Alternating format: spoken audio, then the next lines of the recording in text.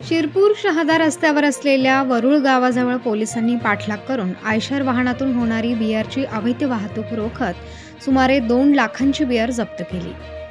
चालक अंधारात वाहन सोडून पसार झाला अशी माहिती पोलिसांनी दिली आहे। याबाबत गुन्हा दाखल करण्यात आला आहे। दिनांक 7 रोजी रात्री 9:50 वाजता ही कारवाई करण्यात आली। याबाबत शहर पोलीस निरीक्षक कांतीलाल पाटील यांना गुप्त माहिती मिळाली होती।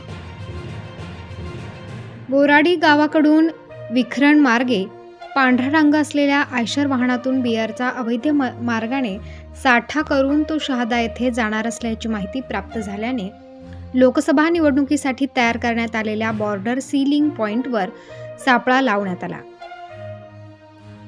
आयशर वाहन समोरून येताना दिसताच पोलिसांनी थांबवण्याचा इशारा केला, परंतु चालकाने भरधाव वेगाने वाहन शहादा गावाच्या दिशेने वळवले। त्या दिशेने पळवले, त्याचा पाठलाग पोलिसांनी केला, मात्र चालकाने वरुळ गावाच्या रस्त्यावर वाहन उभे करून अंधाराचा फायदा घेत जागेवरून पळ काढला। सदर वाहन पथकाने ताब्यात घेतले। शहादा रस्त्यावर उजेडात वाहन उभे करून तपासणी केली। गुरांचा चारा ठेवून त्यात बिअरचा माल ठेवला असल्याचे निदर्शनास आले। टीन बिअर आणि बडवाझर बिअर यांचे खोके मिळून आले आहेत। त्याची किंमत 1,82,160 रुपये आहे। वाहनाची किंमत 15 लाख आहे। एकूण 16,82,160 रुपयांचा मुद्देमाल जप्त करण्यात आला आहे।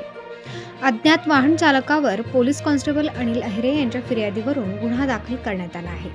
जिल्हा पोलीस अधीक्षक श्रीकांत धिवरे, अप्पर पोलीस अधीक्षक किशोर काळे, प्रभारी उपविभागीय अधिकारी व शहर निरीक्षक कांतीलाल पाटील यांच्या मार्गदर्शनाखाली हवालदार ललित पाटील, योगेश दाभाडे, मनोज दाभाडे, भटू साळुंके, सचिन वाघ, आरिफ तडवी, मनोज महाजन यांनी ही कारवाई केली आहे।